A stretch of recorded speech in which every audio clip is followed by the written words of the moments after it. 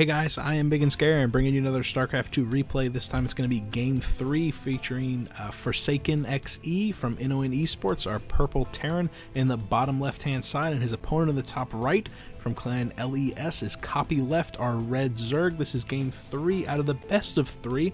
I misspoke in the first matchup, but I've since become aware of the fact that it's not a best of 7. It is still a clan war, but this is just a best of 3, and that is important because Forsaken has one game and Copyleft has one game, so this is the ace match. We're on Derelict Watcher. It's a pretty standard map, all things considered. You got the standard ramp leading down to the much larger ramp at the natural, and because of that, both Reaper play and Blink play are both very, very popular and very powerful on a map like this, just because you have so many different areas that you can kind of exploit with that high I don't know, exposure, I guess would be the term for it. So we're going to see if Forsaken mixes that into the mix. So obviously, Terran versus Zerg, you like to get those Hellions, you like to get those Reapers out there, and Reapers work very well with Hellions just because you get that early gas, so you can get the Reaper, and then you get the early factory so that you can continue to justify the existence of that gas. We have not seen that out of Forsaken over much in this best of 3, so maybe that will take an appearance in this one. I'm not going to lie, it's been at least 5 days since I casted the other 2 games. Finals have come and went for me. I believe I know I passed all my classes with the finals, but it's very important that I make the Dean's List again because I can get a very important scholarship. So I was kind of busting my balls there for just a short period of time, really hoping to make it into that Dean's List one more time. That'll be the third time in a row, and that'll actually allow me to transfer to a university based on an academic scholarship. It'll be a free ride. It'll be awesome. It'll be incredible. I'll let you know. It'll be a very happy cast forthcoming, I'm sure. We see the CC first build coming out from Forsaken. No barracks just yet. No gas just yet. Pulling 2 of his SCVs. I wonder if they're going to construct something. Speaking of being constructed, Copyleft getting his own hatchery first build. It looks like a 15 hatch, 15 spawning pool followed by an immediate gas thereafter. So a bit of an aggressive build coming out from Copyleft actually, which is weird because Derelict Watcher is a very large map. I mean, there's plenty of rush distance between these bases. It's not the largest map that we've actually seen them play on. If you remember, Whirlwind featured a lot of early aggression from Copyleft. He actually went for a 2-based Roach all-in with that Nidus network, I believe, and that worked out very well for him. But we see that early gas being grabbed and no early lair or anything like that. So I suspect that this is just for some early speed, allowing him to get some nice map control. Actually pulling off 2 of his SCVs, getting down that drone to just 2 life. It doesn't look like it's going to go down just yet. We don't have any Marines on the production tab just yet because that barracks only just now finishing. Still just 1 gas. Okay, yeah, I actually missed the gas being constructed. I was going to say still just no gas, but no, we have 1 being tapped right now. Is that going to be for a factory, or will we be seeing some add-ons thrown onto that barracks? Well, only time will tell. That first hatchery is done. We see double queens on the production tab from Copyleft. Still no speed just yet, but he's only just now past that 100 gas mark, so I'm sure that's going to be starting in a very short period of time. There it goes. Absolutely fantastic, especially because we can see that 6 Zerglings are now streaming across the field. This SCV not long for the world. Let's see if there's been any scouting from Forsaken. Yeah, he did get in there, saw that there was no gas, no spawning pool thrown down there, and you can see based on the creep, he's actually aware of the fact that there was no spawning pool hidden behind that mineral patch, so he can suspect that there's a 3rd there. They actually scouted that natural. And it looks like these Zerglings are going to be sweeping in here. Oh no! Forsaken had his Marines hotkeyed on top of the plates, doing some damage to the plates, not doing some damage to the Zerglings, and it looks like they go down before they can actually get into the bunker, even though the bunker was made. This SCV totally panicking.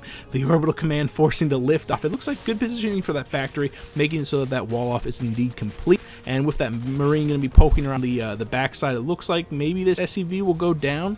No, yeah, he doesn't go down. It looks like the factory is actually going to finish up. We see the reactor thrown down on the barracks right as the factory finishes, so that this factory is not going to be able to use that reactor immediately upon its completion, which is kind of unfortunate. You do want a lot of Hellions out there on the field getting back that map control, especially because Metabolic Boost has been so aggressively taken by Copyleft. Speaking of being aggressive, still no 3rd base out of him. We see the Roach Warren going down, but he hasn't grabbed any extra gas, which means he's going for a little bit more of a heavy mineral composition. Maybe we're going to see a Baneling nest going down, but I wouldn't be surprised to see him just grab 1 more gas and then go for straight up boring roaches with a bunch of speedlings thrown to the mix. A very heavy mineral composition because he has Forsaken kind of corridored off into his own main base. Oh my goodness, so ballsy.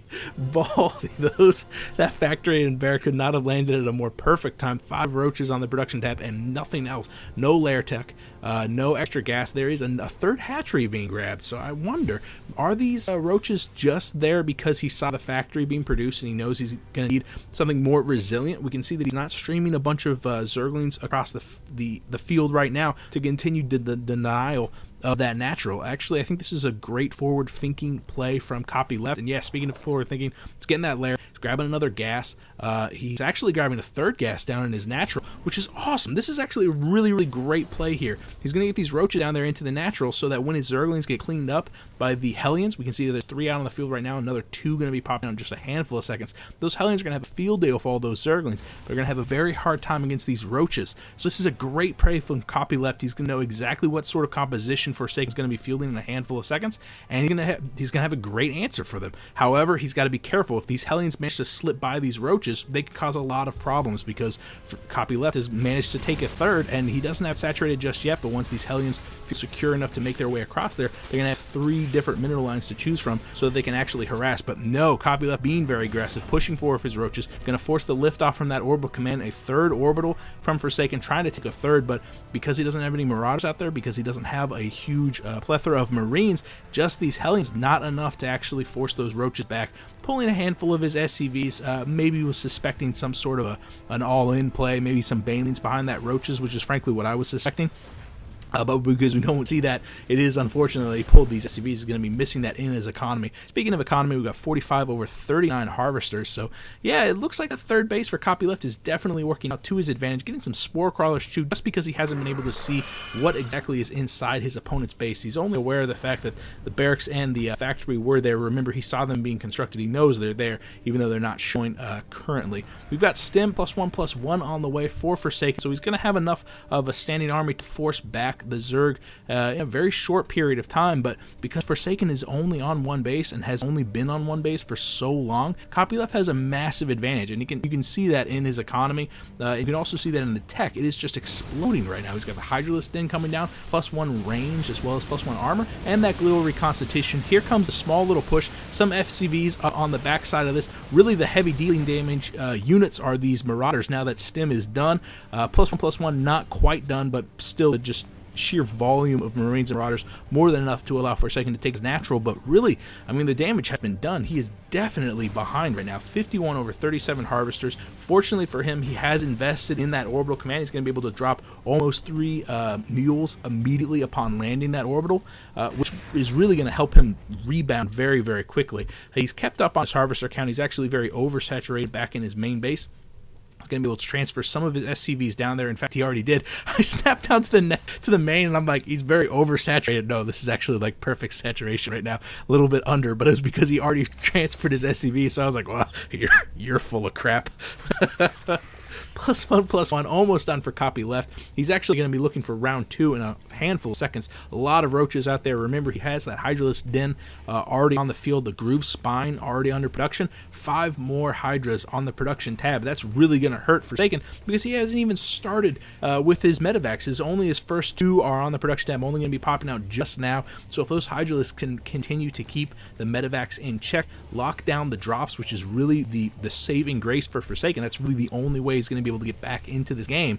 If those Hydras can lock down that drop, Forsaken is going to be in for a world of hurt. I love this positioning for the bunker behind the mineral line, making it so it's very difficult for the Zerglings to do some sort of a run-by attack. It's not going to be very handy against the Roaches or Hydralisk, which is unfortunately the composition that we can see from Copyleft. However, I would expect a Zergling run-by, which is really makes me believe that the bunker position is a pretty strong play. Oh man, muscular augments also for those Hydralisks, making them just a little bit faster, making them a little bit more deadly to counter the drop play. Copyleft is aware of the fact that he's very ahead in this game, and he needs to continue to stay ahead, and he's investing so much in his defensive posturing right now. He's getting those spores. He's defensively positioning his main army. He's even got double overseers out there. He's just afraid of the fact that, oh no, a drop. Man, I'm terrible. A drop going on. 5 workers killed right now, actually evening up the workers killed tab. Good unit control here from Copyleft, making it so that his drones really didn't take too much damage from that. You can see already a good saturation at that third. However, this medevac makes it away with 100% of its units. I'm not 100% sure if it was 2 medevacs actually doing that drop or not, and one of them got cleaned up by that spore caller. Yeah, 1 kill, so probably one of those medevacs did get cleaned up. However, that's exactly what Forsaken needs to get back into this game. Derelict Watcher is a very vertical map. You can see that the third is a very pretty much underneath the natural, and because of that you can drop in many different locations and spread thin the Hydralisk army, which is why creep spread is so very important. You can actually see that there's a little bit of a deficit in that just because Copyleft hasn't been focusing on it too much. He's been focusing on his unit composition. He's got those roaches, those Hydralisks out there with +2/+2 timing is really going to be intimidating. However, if the drops continue, if they continue to do just a little bit of damage by a little bit of time for Forsaken, you can already see that he's really equalized the supply count, 130 over 160 right now, a little bit in the favor of Copyleft, but remember that the roaches are very supply heavy. Now, what do we have back at home? Forsaken, oh no, he's spent a lot of supply in these Marines, not a lot in the Marauders. He only has a single Marauder into that large ball of bio, and unfortunately the Marauders are really what he needs to deal with this much roaches out on the field. He does have a handful of siege tanks, however that's not going to protect his third. That third gets immediately sacked, and we see 7 more Hydralisks on the production tab. I'm paying close attention to the medevac that's still to south of that third, but remember 3 spore crawlers are currently, oh no, those were spine crawlers, but there's a lot of static defenses there, and that static defense is really going to make it so that Forsaken has a hard time cracking that third, and that allows Copyleft to continue to bully around Forsaken. Look at the supply. Absolutely exploded. 182 over 124. Forsaken is on dead to rights right now. I mean, he does have the defensive advantage of those siege tanks. They are sieging up right now, really going to make it so that Copyleft takes massive losses whenever he moves in there, especially if those siege tanks manage to shell down some damage on the relatively flimsy Hydralisks. However, with this upgrades, I mean, it's 2-2 against 2-2 right now, and Terran is not used to that. Oh no, the siege tanks do siege. Look at this fantastic concave from Copyleft pushing in here, and Forsaken just absolutely melts away. This is a fantastic play from Copyleft. The SCVs get pulled, but really the only purpose they could serve is to keep those siege tanks just alive for a handful of seconds. One more volley, and unfortunately they don't do their job because they arrive just a handful of seconds late. What a fantastic way to capitalize on early advantage. Copyleft, moving in here with just a handful of Zerglings, forcing the lift off. I honestly don't know if those Marines had managed to make it into the bunker, if those 2 Marines would have dealt with those 6 Zerglings. Those Zerglings probably would have run away from the bunker, made it over to the mineral line, forced the SCVs to pull back, but not the orbital to lift off. The barracks probably would have produced 1 or 2 extra Marines, and they would have dealt with those Zerglings eventually because the Zerglings couldn't reinforce them by running past the bunker without taking massive damage. Forsaken might not have been forced to lift off as naturally, might have kept control of that, and then maybe he would have had enough Marines out there in that bunker being repaired by those SCVs to actually deal with those 5 or 6 roaches that were pushing down there. I don't know if that was such a critical point because it was so early, but Copyleft capitalized on it perfectly. He grabbed that third, grabbed that early tech, he grabbed 2 extra gases, went straight to Lair, Hydralisk Den, +1/+1, stayed on top of his upgrades. We can see that 3-3 is being started, but Copyleft knew that he could finish the game right here and right now with this massive army. That's exactly what he did. What a fantastic play from Copyleft. I mean, taking another one away from Forsaken, I mean, he did exactly what he needed to do. He tried to drop, and unfortunately for him, Copyleft just had enough money to frankly waste on static defenses at home and make it so that his mineral lines were pretty much impervious to any drop play, and that is such a hard thing to do because when you take away the drop potential of Terran, what do they have left? They need to be able to snowball, and Copyleft wasn't having any of that. He took away the economic edge from Forsaken and he kept it. It was a great play. This was a great best of 3. I actually have another game from Forsaken, so I'm going to go cast that right away. Thank you very much for watching. If you guys aren't aware, forsakeNXE actually streams live on Twitch TV regularly. I see him pretty much constantly. He's actually been making it to the front page of StarCraft, the sub-page StarCraft on Twitch, with a lot of regularity lately. So if you are interested in seeing more games of this caliber, and I have to admit that they're pretty high caliber, feel free to stop by. I believe he's at least Masters EU. I wouldn't be surprised if he was Grandmasters. Maybe